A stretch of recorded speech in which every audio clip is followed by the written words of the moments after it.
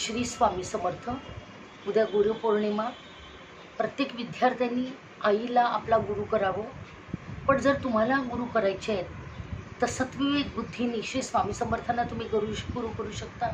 स्वामी समर्थ दत्त महाराज असे गुरु आहेत की तुम्हाला पदोपदी मार्गदर्शन तर करतील, पण ते म्हणतात घेऊ नकोस, मी तुझ्या पाठीशी उभा आहे। तुम्हाला कधीच ते एकटे ठेवणार नाही, नेहमी तुमच्यासोबतच चालत येतील। जिथे तुम्ही जाल, जिथे तुम्हाला भीती वाटेल, तिथे स्वामी समर्थ आपले नेहमी उभे असतील। आणि बघा, जे विद्यार्थी आहे त्यांनी उद्या हा उपाय करायचा आहे। जिभेवर ऐम काढायचा आहे, आईने त्यांच्या जिभेवर ऐम अक्षर कोरायचं आहे।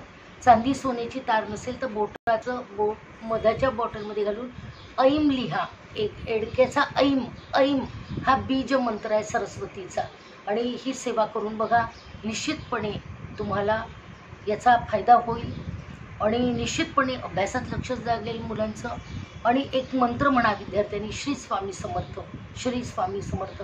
मनातल्या मनात नामस्मरण करा, निश्चितपणे आपल्याला खूप चांगली प्रगती आपली अभ्यासात होईल। आईवडिलांनी चिंता न करता हा मंत्र म्हणा, श्री स्वामी समर्थ, श्री स्वामी समर्थ।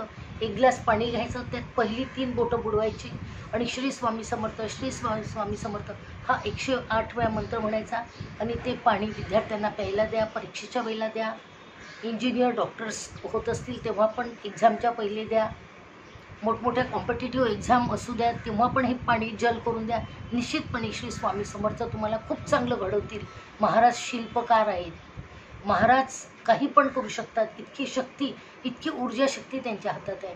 आणि म्हणून महाराजांचा आज मंत्र तुम्ही घ्या, आत्मसात करा आणि निश्चितपणे तुमचं जीवन सुखलाम सुजलाम होईल। झालेली सेवा श्री स्वामी समर्थ चरणी रुजू करते।